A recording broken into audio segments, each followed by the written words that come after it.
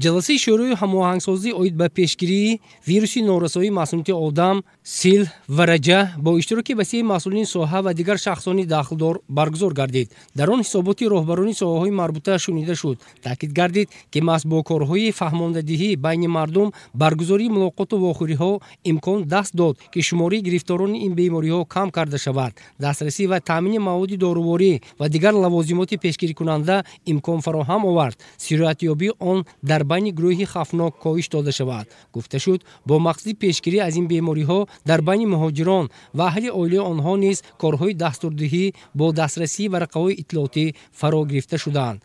دستور داده شد باز همچنین چاره‌های پیشگیری کننده و فهماندهی در بین جامعه جانناک کرده شده نسبت به عاقبت‌های بیماری معلومات بیشتر پهن کرده شود. همچنین دیگر اشتراکداران اوید به پیشگیری از بیماری سیل و ورجه تبادل نظر نموده ابراز داشتند که در این سمت نیز کارهای زیاد به سامان رسانده می شود. قید گردید که راه ندادن به سرعتیابی یکی از مسائل مهم به شمار می رود. وابسته به این مسئله تدبیرهای همطرفه اندیشیده شده جهت باز هم بهتر نمودن خدمت رسانی طبی بهتر به راه مانده می شود.